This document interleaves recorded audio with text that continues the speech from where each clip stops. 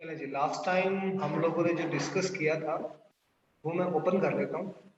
हम लोगों ने लास्ट टाइम कंस्ट्रक्टर्स और last time getter setter functions देखे थे कि गेटर सेटर फंक्शंस हमारे पास होते क्या है और किस तरीके से हमारे पास काम करते हैं। तो अभी मैं उसको अगेन से रिव्यू करवा देता हूँ आप लोगों को ताकि नजर आ जाए। हमने ये कहा था कि हमारे जो डाटा मेंबर्स हैं जब प्राइवेट हो जाएंगे, जब चीजें प्राइवेट हो जाती तो उसको कहते हैं encapsulation. Encapsulation means data hiding. हम लोग हमारा जो डाटा मौजूद है उस डाटा को हाइड कर देते हैं। ठीक है, अब इनको एक्सेस करने के लिए हम लोग पब्लिक फंक्शंस बनाते हैं। हर एक डाटा मेंबर के अगेंस्ट एक गेटर फंक्शन और एक सेटर फंक्शन। गेटर फंक्शन क्या करता है? वैल्यू रिटर्न करता है। सेटर फंक्शन हमारे पास क्या करता है? वैल्यू। ओके,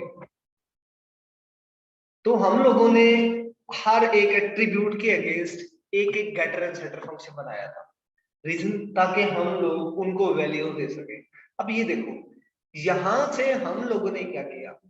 हम लोगों ने फंक्शन एक किया सेट जिसके जरिए से हम वेरिएबल को वैल्यू देंगे। इसका मतलब है हमने एक फंक्शन को पैरामीटर दिया, वैसे ही टाइप का पैरामीटर जिस टाइप का हमारा एट्रीब्यूट है। आईडी हमारा इंटीजर टाइप का है तो इंटीजर टाइप का हमारा एट्रीब्यूट है।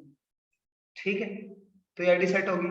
गेट आईडी हमारे पास हमारे रिटर्न हो रही है तो वो आईडी रिटर्न करेंगे क्योंकि फंक्शन एक ऐसा होना चाहिए जो वैल्यू रिटर्न कर सके। सेम इसी तरीके से हमारा नेम का फंक्शन है, उसे स्ट्रिंग चाहिए थी। स्ट्रिंग का एक वेरिएबल हमने एक आर्गुमेंट पास किया तो उसके बाद उस आर्गुमेंट को दिया। अब जब भी हम लोग इसको वैल्यू भेजते हैं तो हम लोगों ने क्या किया? अलग से कुछ वेरिएबल एडिशनली ले लिए। उन वेरिएबल्स को इनके फंक्शन सेटर फंक्शन ये आईडी दी, वो उधर आई वेरिएबल को रिसीव होगी और आई वेरिएबल आईडी को वैल्यू सेंड कर देगा। ये आईडी है हमारे पास। ठीक है, आई को मिला और आईडी ने आईडी को सेट आउट कर दिया। इसी तरह नेम के लिए हमने पास आउट कर दिया सेट नेम से क्योंकि वो स्ट्रिंग रिसीव कर रहा है। इसी तरह सेट सेट ये सेटर फंक्शन था। गेटर फंक्शन क्या करते हैं? वैल्यू रिटर्न करते हैं। हमने गेटर फंक्शन के थ्रू वैल्यूज को डिस्प्ले करके दिखा दिया। ठीक है, समझ में आ गई बात? अच्छा, पहले हम जरा इसी प्रोग्राम को थोड़ा सा मॉडिफाई कर लेते हैं, नेक्स्ट हम लोग कंस्ट्रक्टर्स वगैरह को देखते हैं। ठीक है, अब पहले हम लोग जरा देखते हैं कि इनसे वो कल जो हम लोगों ने इफ एल्स का प्रोग्राम किया था तो यहां पर वो कैसे हो सकता है। अब मुझे 5 वेरिएबल्स बनाने, 4 वेरिएबल्स बना लेता हूं मैं। एम्प्लॉय टाइप के A B C D M X बना हुआ है, 5 वेरिएबल्स बने हुए ना। हमारे पास ये एक ही वैल्यू सेट है। मैं अगेन से इसको कॉल करता हूं, बल्कि इसके पूरे ऑब्जेक्ट को उठा लेता हूं यहां से और मैंने कहा अगेन एंटर द वैल्यू। ठीक है, अब एक ही बजाय हम लोग क्या करेंगे? बी को आईडी सेट करेंगे, बी का नेम सेट करेंगे, बी की सैलरी सेट करेंगे। ओके, सिर्फ वेरिएबल्स नहीं, ऑब्जेक्ट्स, वेरिएबल्स नहीं। ठीक है, देखो उन्हीं वेरिएबल्स के ऊपर ये वेरिएबल्स है, उन्हीं में अगेन से वैल्यू ली और हमने ऑब्जेक्ट्स के फंक्शन सेटर फंक्शन को सेट कर दी ताकि वो उनको वैल्यूज दे सके। सेम इसी तरीके से हम लोग डी को भेज देंगे तो ये डी, ये डी और ये हमारे पास डी। ओके, ये फंक्शन आ गया हमारे पास, हम लोगों ने इनपुट कर दिया। अब इसके बाद हम लोगों ने क्या करना है? हम लोगों ने अगला काम क्या किया था? mx is equal to A, same वही काम कि हम लोगों ने पहले किया। अब इसके बाद हमने लिया था इफ, यहां क्या लिखते थे? ए बी डॉट क्या लिखते थे? सैलरी। अब सैलरी है नहीं, सैलरी इज अ प्राइवेट, वो चेक करो रेड हुआ पड़ा है, इट मींस अ प्राइवेट, हम एक्सेसिबल नहीं कर सकते। हम किससे करेंगे? Get salary. ठीक है, greater than mx dot get salary. Okay, पहले क्या करते थे? B dot salary is greater than mx dot salary. अब वो ऑब्जेक्ट एक्सेसिबल, वो डेटा मेंबर एक्सेसिबल नहीं है। जब वो एक्सेसिबल नहीं है तो उसकी वैल्यू चाहिए हमें, तो उसके लिए हमने गेटर फंक्शन ऑलरेडी रखा हुआ है, हम लोग उसको ले आए। और उसके बाद अब मैं यहां पर क्या करता हूं? mx, अगला काम वही, mx इज इक्वल टू, फिर if c dot get salary greater than mx dot get salary। ठीक है, तो उसके बाद हम लोगों ने किया mx is equal to c, फिर इसी तरह if, हाँ जी, d dot get salary is greater than mx dot get salary. Okay, तो इसके बाद हम लोगों ने क्या किया, mx is equal to d। Then हम किस वेरिएबल को डिस्प्ले करेंगे, किस ऑब्जेक्ट को डिस्प्ले करेंगे, mx को। अभी देखो ये mx डॉट गेट id हो जाए उसकी, mx डॉट गेट नेम आ जाए। Okay okay okay okay, then mx get salary. ठीक है, सिर्फ डिफरेंस क्या है, अब डाटा मेंबर्स की एक्सेस करने की बजाय हम लोग क्या कर रहे हैं, पब्लिक फंक्शंस को एक्सेस कर रहे हैं। वो जो गेटर एंड सेटर बनाया था, ये ऊपर काम सारा सेटर का, हर एक डाटा मेंबर के लिए हमने अलग अलग सेट किया। हम एक सिंपल एक ही फंक्शन में भी कर सकते हैं, वो हम लोग कल जाकर देखेंगे। आज हम थोड़ा सा कंस्ट्रक्टर को चेकआउट करके कल हम लोग अगेन से जब एग्जांपल करेंगे तो उस वक्त हम लोग एक फंक्शन बनाकर डिपेंड करते हैं सिचुएशंस पर, अलग अलग फंक्शन बनाए। That's a very good thing. Factor is कि कल को कुछ ऐसा है कि मुझे नेम सेट ही नहीं करना, तो इसका मतलब है मैं नेम का सेंटर फंक्शन कॉल ही ना करूं। अगर मैं एक ही फंक्शन में तीनों को कॉल कर लूंगा तो फिर मुझे सेट लाजमी करना पड़ेगा। ठीक है, तो इस तरीके से हमारे पास ये काफी सारी आगे जाकर जब हम लोग एक ही फंक्शन बनाकर उसकी प्रॉब्लम देखेंगे कि प्रॉब्लम क्या है, गेटर सेटर का कहां फायदा है हमें, अगर हम एक ही फंक्शन इनपुट करें एक ही फंक्शन से आउटपुट कर दे तो हमें क्या क्या नुकसान हो सकते हैं।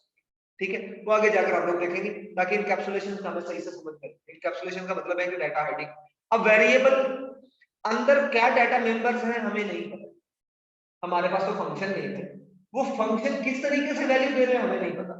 इसका मतलब हमने पूरा डाटा को हाइड कर दिया, इनकैप्सुलेट कर दिया। इनकैप्सुलेशन का मतलब यही कि डाटा को हाइड किया हम लोगों ने, और हम लोग फंक्शंस के थ्रू ही वैल्यू भेज रहे हैं, फंक्शन के थ्रू वैल्यू ले रहे हैं। मुझे नहीं पता बैकएंड पर क्या मैकेनिज्म चल रहा है फंक्शंस के अंदर, अभी तो मैं यही बता रहा हूं इसलिए हमें पता होता है, अदरवाइज नहीं पता होता यूजर को। ठीक है, समझ में आ गई बात, कोई इशू इसके अंदर? So let's come to another example. अब हमारे पास एक और चीज है which is कंस्ट्रक्टर। कंस्ट्रक्टर क्या होता है, कंस्ट्रक्टर भी एक फंक्शन नेम होता है, फंक्शन का नेम, लेकिन वो नेम वो होता है जो क्लास का नेम होता है। ठीक है, कंस्ट्रक्टर क्या होता है, वो नेम जो क्लास का नेम होता है, और उसकी कोई रिटर्न टाइप नहीं होती। फंक्शन में हम चाहे वर्ड लिखें, word means nothing return, but return type जरूर देते हैं। कंस्ट्रक्टर की रिटर्न टाइप नहीं होती। ठीक है, अब कंस्ट्रक्टर ऑटोमेटिकली कॉल होता है, जैसे वेरिएबल बनेगा वो ऑटोमेटिकली कॉल होता है और वैल्यूज को वो इनिशियलाइज। ठीक है, और दूसरा काम, तीसरा हमारे पास क्या है, कंस्ट्रक्टर दो टाइप के हमारे पास होते हैं। एक डिफॉल्ट कंस्ट्रक्टर जो अभी बना हुआ, दूसरा पैरामीटराइज। हम दोनों को अभी देख लेंगे। कंस्ट्रक्टर का नेम क्या होगा, स्टूडेंट, जो हमारा क्लास नेम है, फंक्शन। ठीक है, this is one of function. ठीक है, मैं इसको बिल्ड करके देख लेता हूँ, कोई एरर, नथिंग। इसका मतलब मेरा कंस्ट्रक्टर बना हुआ है। अब ये कंस्ट्रक्टर क्या करता है, ये बाय डिफॉल्ट कॉल होता है। अभी बाय डिफॉल्ट के लिए तो मैं यहाँ पर सी आउट में वैसे ही कुछ लिख देता हूँ, सी आउट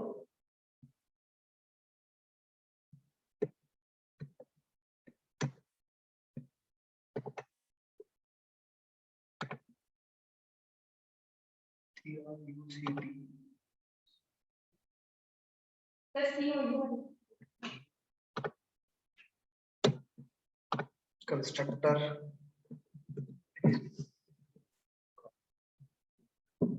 ठीक है, सो मैं यहाँ पर ऑब्जेक्ट बना रहा हूँ, ये जरा गौर से देखिएगा।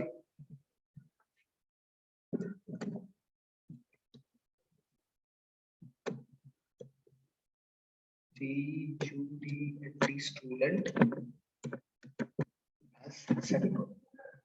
Let me run that, semicolon लगाना भूल गया। ठीक है, अभी कुछ नजर आ रहा है नहीं? अब कॉल कैसे करते हैं, is equal to new student, student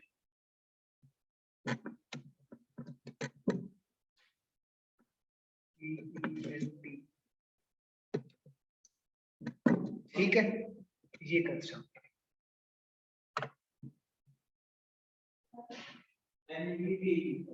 गलत लिखी ना, स्पेलिंग गलत लिख दी मैंने।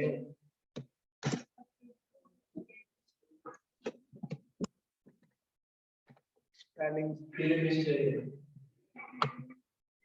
यार, तो ये स्क्रीन तो ठीक है, पर इधर नीचे मुझे नजर नहीं आता यार, ये बिल्कुल ठीक खड़ा है। ये गलत होगा ना, इसको कहो, ये देखो है। हाँ, और क्या करें, अभी चेकआउट करने के लिए ना फिर मैं इसको देखो, इसको कॉपी करने की कोशिश कर रहा हूँ। इसका मतलब है ये स्पेलिंग STUDENT, ये ठीक है, चेक कर लें। नहीं, ऊपर वाली गलत है फिर।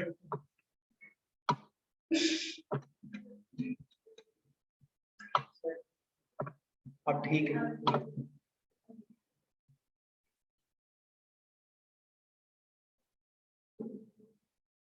स्टूडेंट, अभी भी कोई मिस्टेक है? नहीं, ठीक है, नहीं, where conversion from student to non-scalar type of student required. Okay, मैं इसको ना जरा रेज करता हूँ, वैसे ही हम लोग इसको कॉल करते हैं। यस, ठीक है, कंस्ट्रक्टर हमारे पास का होगा, कॉल होगा, वो हीप से मेमोरी आगे जाकर हम उसको देखेंगे। ये कंस्ट्रक्टर इज कॉलिंग, यहां पर कोई फंक्शन कॉल किया है?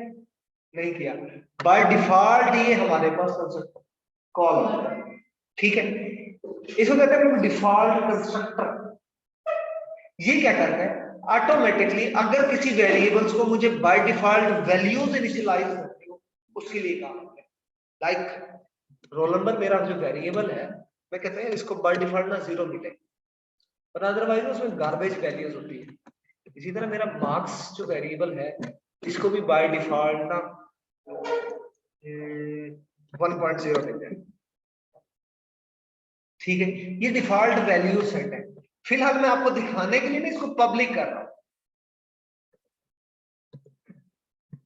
ठीक है, फिलहाल दिखाने की खातिर, ताकि वो हमें पता लग जाए। ये सेमीकोलन में सेट कर दो, रीजन ये है कि मुझे वरना इसके गेटर और सेटर फंक्शन को बनाने पड़ते, अब मैं इसको डायरेक्टली कॉल कर लूंगा, सी आउट,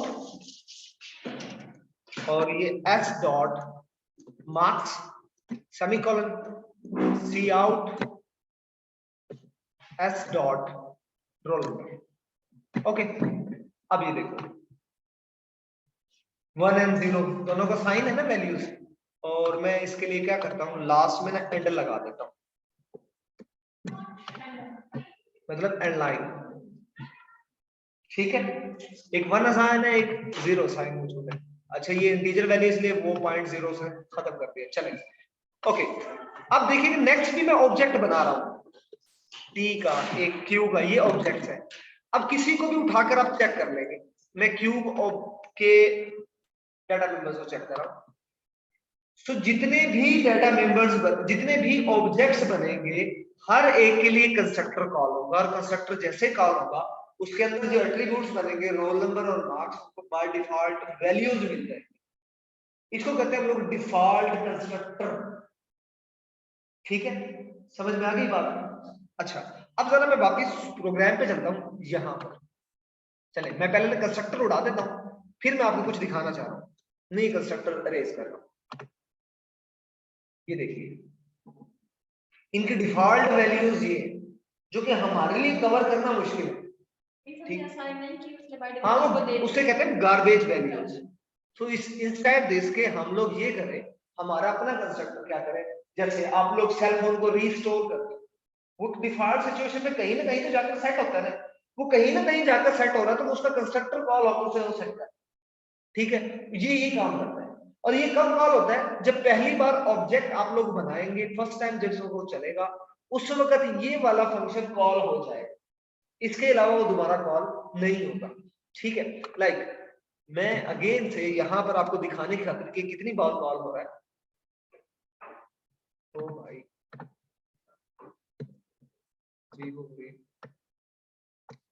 मैं यहां से ना सी आउट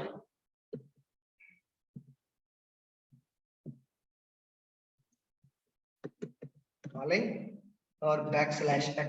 कितने डेटा मेंबर्स हैं? 3। अच्छा मैंने इनके ये अभी ना इनको कमेंट कर देता हूँ। ये तो मैंने आपको वैल्यूज दिखाने के लिए किया था ना। कितने ऑब्जेक्ट हैं? 3। तो कंस्ट्रक्टर कितनी बार कॉल हो? चेक करते हैं। सेमीकोलन नहीं लगाया ना।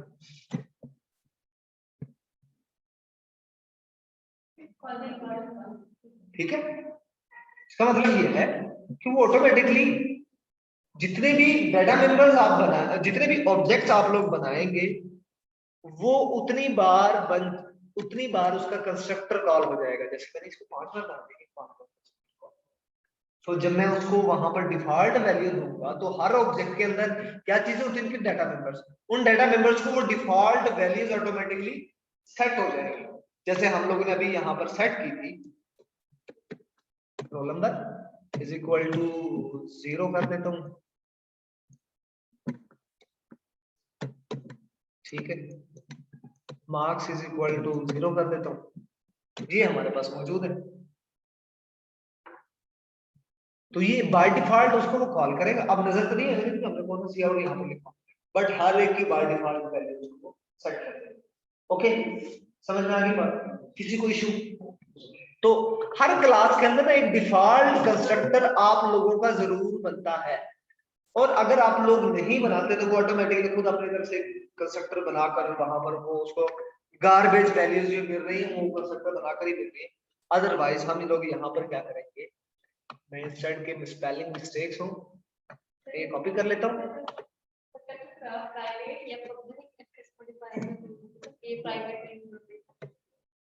पब्लिक होगा, id is equal to 0, salary is equal to also 0, और क्या रहेगा? नेम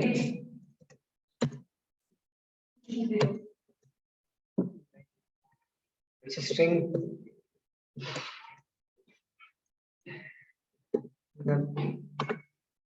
ये हमारे पास एक कंस्ट्रक्टर बन गया। अब ये क्या करेगा, अगर किसी ने हमने इनपुट नहीं भी की ना, ऑटोमेटिकली उनकी वैल्यूज को सेट आउट कर देगा।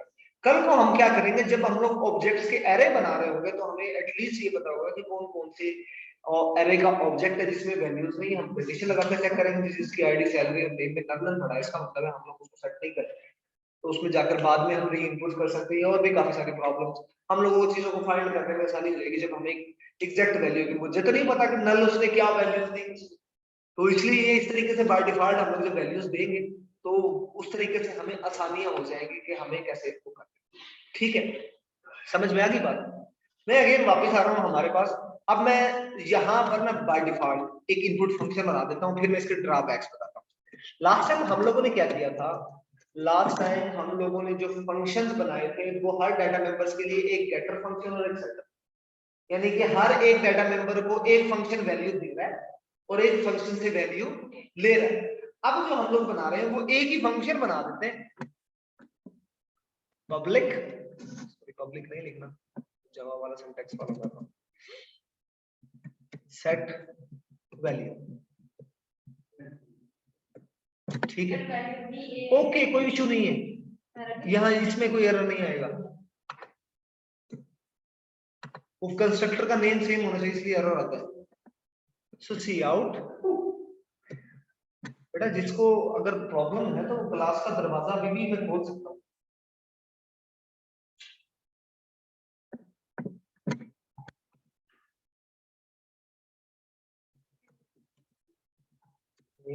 आईडी, ठीक है।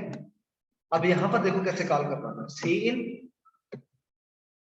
पहले नेम, नेम है सही, हाँ नहीं नहीं इसमें नेम नहीं है भाई, ये हम वो स्टूडेंट वाला भी देख रहे हैं जो न्यू क्लास बनाई ना हमने, roll number and marks, enter the,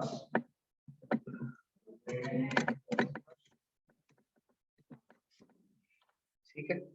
अब यहाँ पर देखो रोल नंबर, अच्छा अब देखो पहले हम लोग जब बाहर बनाते रहे ना, वहां पर हम लोगों ने क्या किया था, हम लोग जब भी बनाते थे तो उसको ऑब्जेक्ट के साथ कॉल करते थे। यहाँ पर देखो ऑब्जेक्ट के साथ कॉल किया हम लोगों ने, ये देखो, लेकिन यहाँ पर हम लोगों ने इस फंक्शन में जब आए तो हम लोगों ने ऑब्जेक्ट को कॉल ही नहीं किया। क्यों ऑब्जेक्ट को कॉल क्यों नहीं किया हम लोगों ने? रीजन ये है कि ये फंक्शन इस क्लास का हिस्सा है, तो ये ऊपर वाले डाटा मेंबर तो डायरेक्टली यहाँ पर एक्सेसिबल है, इसलिए हम लोगों ने निकाल नहीं किया। और दूसरी रीजन, जब मैं ऑब्जेक्ट बनाऊंगा तो ऑब्जेक्ट का ये फंक्शन ऑलरेडी पार्ट होगा, तो ऑटोमेटिकली हमारे पास वहां कॉल होगा। ये देखो, अब हम लोग क्या करेंगे, यहाँ पर मुझे बार बार सी आउट लिखने की जरूरत नहीं पड़ेगी। क्या लिखता हूँ, एस डॉट सेट वैल्यूज में इसको बिल्ड कर लेता हूँ, फंक्शन में कोई स्पेलिंग मिस्टेक ना हो, दैट्स व्हाई मैं कॉपी कर लेता हूँ।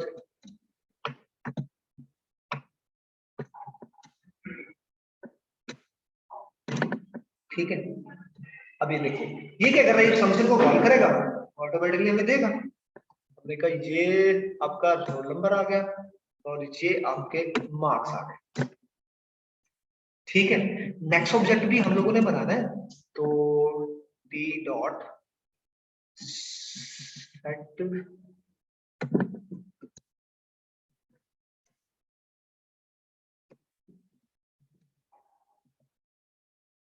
ये है ना, अच्छा वो एक और मिस्टेक, चले मैं इसको इसी तरह कॉपी कर लेता हूँ, इस शर्ट के फंक्शन को जाकर हम चेंज करें, ये दूसरे का चेकआउट कर लेंगे। क्या 2 बार कॉल हो रहा है, 12 34 आ गया ना। ठीक है, अब इसका नुकसान क्या है, ये तो मैंने इसी तरह में एक और फंक्शन बना देता हूं जो शो कर सकता है वैल्यू को।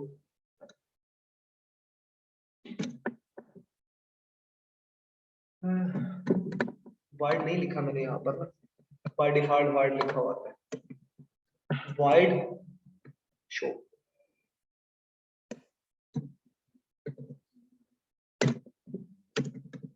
ठीक है, ये हमारा फंक्शन है, मैं यहाँ पर सी आउट कर देता हूँ, पहले यहाँ पर लिख देता हूँ backslash N number is equal to, थोड़ा सा स्पेस देते हैं और यहाँ पर हम लोग रोल नंबर को कॉल कर देते हैं। ठीक है, again C out, double quotation में बैक स्लैश एन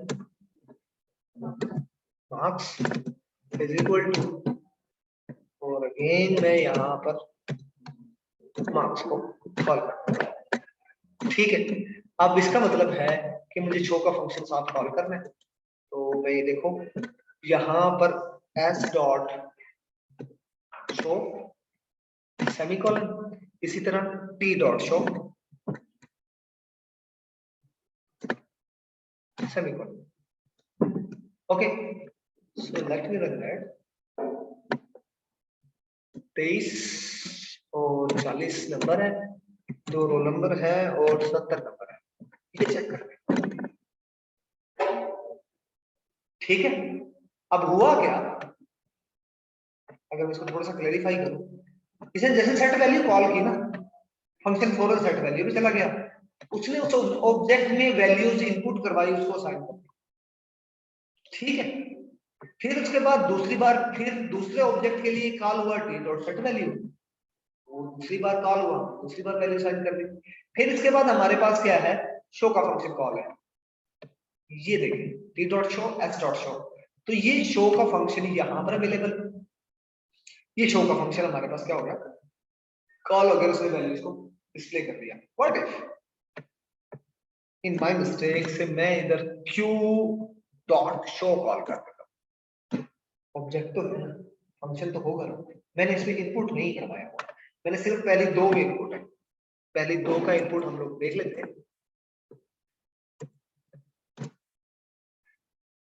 144 344 0 0, ये 0 0 यहाँ 0 0 क्यों आया,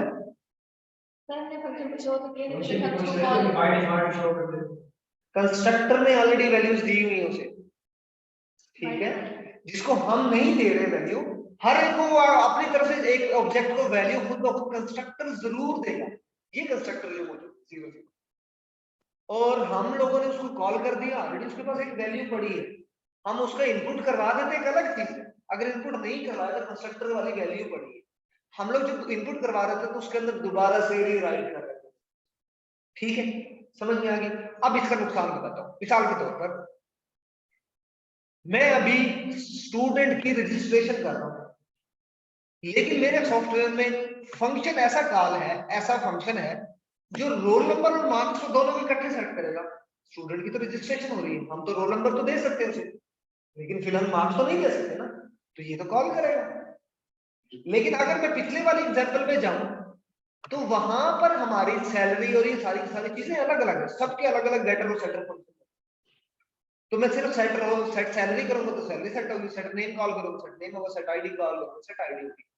ये बड़ा नुकसान है, एक पहले ड्रॉप है। मतलब आपको जब भी वैल्यूज इनपुट करनी है सबकी करनी है, जब भी शो करेंगे सबकी शो करेंगे। अब मैं तो एक को रेज कर दूं चलाता रहूं तो कल को मुझे दोनों चीजें करनी पड़ जाए, तब मैं क्या करूं? गेटर टू सेटर का ये फायदा है कि एक टाइम पर जिस चीज को मुझे कॉल करना है उस चीज को कॉल करना, मुझे जिस चीज को नहीं करना उसको नहीं करना, वो छूट जाएगा। लेकिन अगर इकट्ठा कर रहे हैं तो ये इश्यूज आपके सामने मौजूद है। अब मैं शो का फंक्शन कॉल करूं, मुझे सिर्फ रोल नंबर देखने थे कितने रजिस्टर हो चुके हैं, लेकिन वो तो साथ साथ मार्क्स भी दिखा रहा है। अब उस मार्क्स में मैं क्या करूं? मार्क्स की तो मुझे जरूरत ही नहीं है, अभी तो मैं रजिस्ट्रेशन कर रहा हूँ। ठीक है, तो ये इस तरह के कुछ ड्रॉबैक्स हैं जिसकी वजह से हम फंक्शंस बना सकते हैं किसी भी नाम से। मैं कहता हूँ एक ऐसा फंक्शन बनाओ जिसमें ना वैल्यूज आप लोग फला फला डाटा मेंबर्स को सेट करें। ओके है, फंक्शन है, ये भी रिक्वायरमेंट के मुताबिक है। ठीक है, अगर कुछ इस तरह का प्रोग्राम दे दीजिए कि तीनों डाटा मेंबर्स को वैल्यूज आपकी क्लास में इनपुट हो तो ये क्लास में इनपुट हो रही, और क्लास में आउटपुट हो तो क्लास में आउटपुट हो रही है। बट ड्रॉबैक इसका है, ये नहीं कह रहा कि प्रॉब्लम अचीव नहीं हुई, समहाउ हमारी कुछ ना कुछ प्रॉब्लम अचीव है, लेकिन कुछ ऐसी चीजें मौजूद है जहां पर मुझे ऑलरेडी सारी चीजें डिस्प्ले करके देखने के लायक एक शो का फंक्शन बना लेता हूँ। कहीं कहीं मुझे जरूरत है सारे डिस्प्ले करने में, सारे डिस्प्ले कर लूंगा। कहीं कुछ की जरूरत है तो मैं गेटर सेटर फंक्शन जरूर बनाऊंगा, ताकि जहां जहां मुझे जरूरत है जिन जिन चीजों की मैं उनके गेटर फंक्शंस कॉल कर लूं, वो चीजें मेरी डिस्प्ले हो। ठीक है, समझ में आ गई बात? अच्छा, इसमें कोई क्वेश्चन नहीं, किसी को प्रॉब्लम? चले, अब मैं थोड़ा सा रिवाइव कर दूं, फिर हम लोग थोड़ा सा लेक्चर ऑफ कर देते हैं। आज जो हम लोगों ने देखा वो पहले देखा यहाँ पर हम लोगों ने क्लास बनाई स्टूडेंट की, और हम लोगों ने कंस्ट्रक्टर को देखा। कंस्ट्रक्टर क्या होता है? एक ऐसा फंक्शन, नेम ले रहा हूँ फंक्शन, जिसका नेम क्लास के नेम के साथ होता है, और ये जब कॉल होता है, जब क्या करता है कर दिया जाए उसके उसका ऑब्जेक्ट बनता है। बेशक ऑब्जेक्ट की किसी अंदर के फंक्शन को कॉल करो या ना करो, जैसे रन होकर कंस्ट्रक्टर कॉल हो जाएगा। हमने उसकी एग्जांपल देखी। नेक्स्ट हम लोगों ने ये कहा कंस्ट्रक्टर काम किस लिए आता है? ताकि हम लोग कुछ डिफॉल्ट वैल्यूज को इनिशियल वैल्यूज दे सके। ठीक है, तो ये इसके बाय डिफॉल्ट फायदे हैं। हमने कहा कंस्ट्रक्टर की दो टाइप है, अभी हमने एक देखी डिफॉल्ट कंस्ट्रक्टर, इसके बाद हम पैरामीटराइज देखेंगे। जब हम पैरामीटराइज देखेंगे ना, हम लोग फंक्शन में कुछ पैरामीटर पास करके देखेंगे। ये कोई लाजमी नहीं है कि मैंने पैरामीटराइज कंस्ट्रक्टर बनाऊंगा यहाँ भी पैरामीटर रखूं, लेकिन मैं दूसरे फंक्शन के टाइप बताता हूँ। लाजमी नहीं कि फंक्शन में इनपुट करें, हम बाहर से ही जब फंक्शन को कॉल करें उधर से साथ वैल्यू देकर भेज सकते हैं, वो आगे जाकर देखेंगे। फिर हम लोगों ने ये फंक्शन बना के देखा कि सेट वैल्यू के जरिए से हमने एक फंक्शन बनाया, कोई भी नाम रख सकते हो, ये लाजमी नहीं है कि यही नाम रखो, कुछ भी रख सकते हो। इनपुट वैल्यू रख सकते हो, सेट वैल्यू नहीं रखता, इनपुट फंक्शन रख सकते हो, जो भी नाम रखना है।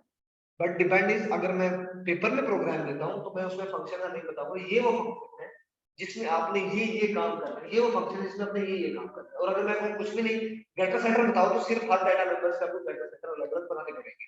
ओके, अब ये रोल नंबर और मार्क्स दोनों का इनपुट आ गया, सेम हमने एक फंक्शन बनाया जिसमें दोनों वैल्यूज को डिस्प्ले किया। अब हम लोगों ने जैसे ऑब्जेक्ट बनाए, उनके इनपुट फंक्शन दोनों के अलग अलग कॉल किए, फिर हम लोगों ने इनको क्या कर दिया, इन फंक्शंस को शो करवा दिया, तो सारी वैल्यू शो। ड्रॉबैक इज पासों का सारी वैल्यूज को इनपुट नहीं करना, सारी वैल्यूज को डिस्प्ले नहीं करना, तो इस सिचुएशन में ये प्रॉब्लम है। हाँ, इनके साथ गेटर सेटर फंक्शंस होंगे तो फिर हम स्पेसिफिक पे जा सकते हैं। जब हमें इकट्ठे डिस्प्ले करने हैं तो शो कर लेंगे, और जब हमें अलग अलग करना है तो वो स्पेसिफिक उन्हीं एट्रीब्यूट्स के गेटर फंक्शंस कॉल कर सकते हैं, जिस तरीके से लास्ट टाइम हम लोगों ने यहाँ पर किया, ये मौजूद है। ठीक है, समझ में आ गई बात? कोई प्रॉब्लम नहीं है? हाँ जी, चले प्रैक्टिस कीजिएगा आप लोग।